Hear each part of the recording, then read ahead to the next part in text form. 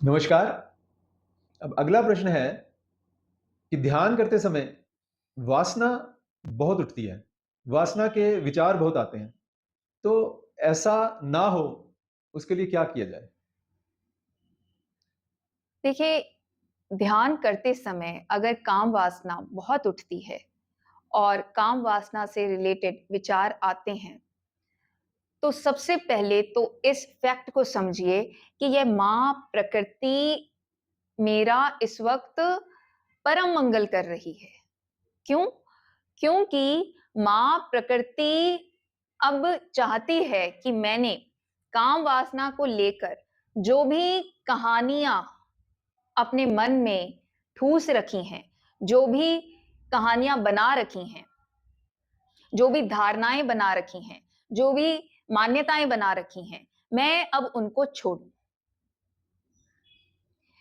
क्योंकि प्रकृति ने वासना तो सबको दी है, चाहे वो पेड़-पौधे हैं, चाहे वो जीव-जंतु हैं, चाहे वो मनुष्य प्रजाति है। पर काम वासना से सबसे अधिक पीड़ित जो है, वह कौन है? वह मनुष्य ही हैं। और जब इस पर एनालिसिस किया जाता है, रिसर्च की जाती है, तब हमेशा हर बार यही निकल के आता है कि काम वासना से वही लोग सबसे ज़्यादा पीड़ित होते हैं, जिनके मन में काम वासना से लेकर बहुत सारी तृष्णाएँ पड़ी हैं, बहुत सारी लालसाएँ पड़ी हैं, बहुत सारा लालच पड़ा है, बहुत सारी एक्सपेक्टेशंस पड़ी हैं। तो अब आपको तो लग रहा है कि काम वासना उठी है। काम वासना मुझे परेशान कर रही है। काम वासना परेशान नहीं कर रही। ये जो आधी-अधूरी काम वासना को लेकर जानकारी पड़ी है ना, ये जो आधी-अधूरी काम वासना को लेकर कहानियाँ पड़ी है ना, ये जो आधी-अधूरी काम वासना को लेकर भावनाएँ पड़ी है ना, ये परेशान कर रही हैं।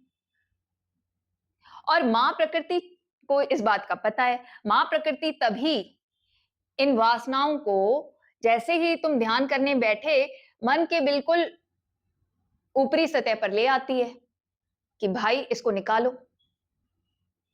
क्योंकि नेचुरल वासना किसी को परेशान नहीं करती, ना वो पेड़-पौधों को परेशान करती है, ना जीव-जंतुओं को परेशान करती है और वह वासना सिर्फ प्रोक्रिएशन के लिए होती है, जिससे माँ प्रकृति आगे बढ़ती है।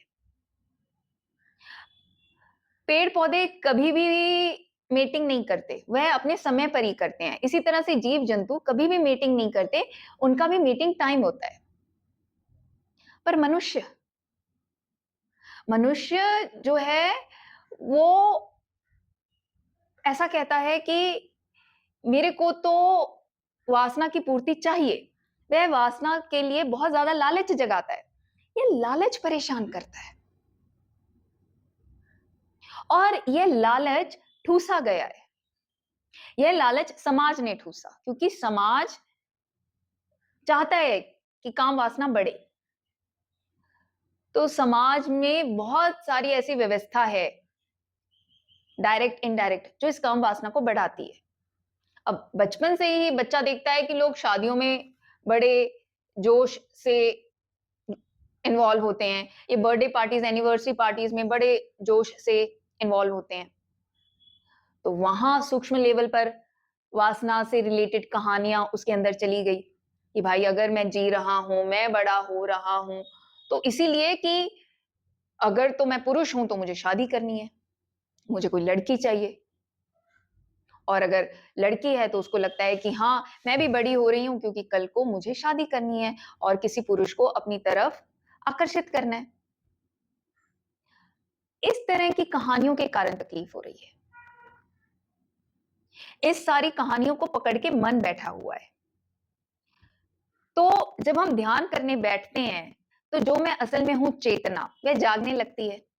चेतना का मूल स्वभाव तो पवित्रता है, शुद्धता है। तो अब जो भी गंदगी पड़ी है, वह बाहर आती है और अगर वो शरीर से रिलेटेड गंदगी पड़ी है, खुद को बहुत ज़्यादा पुरुष समझने का भाव है, पुरुष भाव है और पुरुष भाव के आधार पर वासना से संबंधित बहुत सारी आधी-अधूरी कहानियाँ मन में ठूस रखी हैं। तो माँ प्रकृति चाहती है कि इन कहानियों को खत्म करो। और इसी तरह से अगर औरत का शरीर है और बहुत ज़्यादा स्त्री भाव जगा रखा है और स्त्री भाव की आधी-अधूरी कहानियाँ पड़ी हैं, तो वह कहानियाँ बाहर निकल के आती हैं और माँ प्रकृति का यही इशारा है कि इन कहानियों को खत्म करो। चेतना अनुभव कर रही है ना अपना, स्त्री के शरीर के माध्यम से। चेतना अनुभव कर रही है अपना पुरुष के शरीर के माध्यम से। और चेतना का मूल स्वभाव तो क्या है? मुक्ति। और वह अपनी मुक्ति को कैसे महसूस कर सकती है? शुद्ध मन के सहारे महसूस कर सकती है। तो अब मन में तो इतनी सारी कहानियां पड़ी हैं और फिर इन कहानियों के आधार पर तैयार हुई गिल्ट भी पड़ी है कि अरे मैं कितना गंदा बंदा हूं, अरे मेरा मन कितना गंदा है, मैं कैसे कैसे सोचता हूं। तो ये तो माँ प्रकृति की अनुकंपा है कि ध्यान करने बैठे और काम वासना से संबंधित जितनी भी जहन में कहानियां पड़ी थी वो ऊपर आ गईं। वो ऊपर इसलिए आई हैं क्योंकि माँ प्रकृति उनको डिलीट करना चाहती है, कुदरत की शक्ति उनको डिलीट करना चाहती है। तो इससे घबराना नहीं है। क्या करना है? अपनी सांस पे आ जाओ। ठीक है, वासना अगर शरीर के किसी भी हिस्से पे उठ रही है, जो भी वासना से संबंधित हिस्से होते हैं, जैसे हमारी थाइस हो गई, रिप्रोडक्टिव ऑर्गन्स हो गए, हिप्स हो गए, ध्यान वहां नहीं लेके जाना, क्योंकि अगर आप ध्यान वहां लेके जाएंगे तो आपका ध्यान और भटकेगा। आप अपनी एकाग्रता को खोएंगे, आप अपनी स्थिरता को खोएंगे। तो ऐसे में आपको जो बचा सकती है वह केवल आपकी सांस है, शुद्ध सांस। तो बस शुद्ध सांस पर ध्यान करें, हर आती सांस को जाने, हर जाती सांस को जाने। और आप क्या देखेंगे कि ये वासना उठी हुई थी, तो उस समय क्या हो रहा था कि सांसें ना बहुत तेज तेज आ रही थी, सांसें बहुत लंबी लंबी आ रही थी, सांसें बड़ी गरम गरम आ रही थी। तो आप देखे जा रहे हो सांस को, और थोड़े समय में आप देखेंगे कि सांस सरल हो गई, सांस सहज हो गई। और उस वक्त आप देखेंगे कि ऐसा कुछ भी नहीं है, वासना जैसा कुछ भी नहीं है, कोई वासना का विचार नहीं है, कोई वासना का भाव नहीं है। अब एक बार आप ऐसा कर पाए तो दूसरी बार जब आप ध्यान करने बैठेंगे और दोबारा अब वो गंदगी उठ के आएगी, क्योंकि देखो गंदगी तो उठ के आएगी, अब हमें तो नहीं पता ना कि कितनी परतें हैं। तो जब तक ये परतें निकल निकल के आती हैं, ये गंदगी निकल निकल के आती है, तरीका यही है, शुद्ध सांस पर रहना है। इसमें उलझना नहीं है। इसमें उलझेंगे तो और ज्यादा वासना को रिक्रिएट कर देंगे, अपने मन का बैलेंस खो देंगे। और मन का बैलेंस अगर अपना बनाए रखना है और अपने मन के बैलेंस को बढ़ाना है, तो बस ये सांस के खूंटे से मन को बांध के रखो और इसकी प्रैक्टिस करो। प्रैक्टिस करके आप खुद ही यह फीडबैक देंगे कि अब पहले से कम हुई है।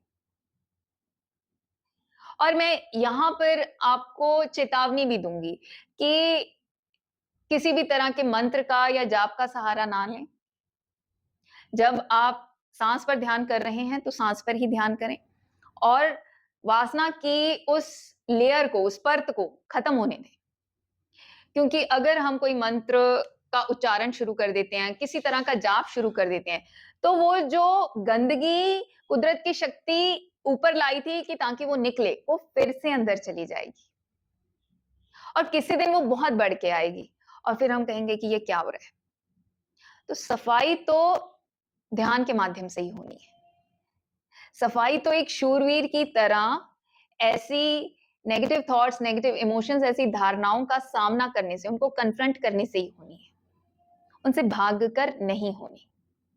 और इसमें अगर कोई भी चीज आपको बचा सकती है तो वो शुद्ध सांस है, बाकी और कहीं नहीं ध्यान करना। कि जैसे कुछ लोग होते हैं, कह देंगे कि जी फलानी शरीर के पार्ट पर ध्यान करो, ढिमकाने पर करो। मेरा आपसे हाथ जोड़कर आग्रह है कि ऐसी गलती ना करें। अगर आप ऐसी गलती करते हैं और उसके बाद जो भी होता है, तो उसके लिए आप खुद जिम्मेदार हैं। तो आपके हिसाब से ये जो वासना जाग रही है या विचार आ रहे हैं, ये भला हो रहा है? ये भला हो रहा है। तो मैं आशा करता हूँ जिनका ये प्रश्न था उनको उत्तर मिल गया होगा। जी, धन्यवाद। सांस पर ध्यान करते रहें और आपकी यानी चेतना की, शुद्ध चेतना की फतेह निश्चित है। बस सांस का खूंटा हमने नहीं छोड़ना। धन्यवाद। धन्यवाद। अगर आप भी शुद्ध सांस पर काम करना सीखना चाहते हैं तो नीचे कमेंट्स में जो कमेंट पिन किया हुआ है उस पर जाएं। उसमें व्हाट्सएप ग्रुप का लिंक दिया गया है, उस लिंक पर जाएं, व्हाट्सएप ग्रुप को ज्वाइन करें। उस मेडिटेशन ग्रुप में आपको मेडिटेशन से संबंधित सारी जानकारी मिलती है। फ्रीडम फ्लेम फाउंडेशन द्वारा हर सोमवार, बुधवार और शुक्रवार को शाम 4 बजे से लेकर 5 बजे तक शुद्ध सांस पर ध्यान कैसे करना है यह सिखाया जाता है और इसकी भरपूर प्रैक्टिस कराई जाती है। तो देर किस बात की, जल्दी से इन क्लासेस को ज्वाइन करने के लिए नीचे दिए गए व्हाट्सएप लिंक पर जाएं, मेडिटेशन ग्रुप ज्वाइन करें। धन्यवाद।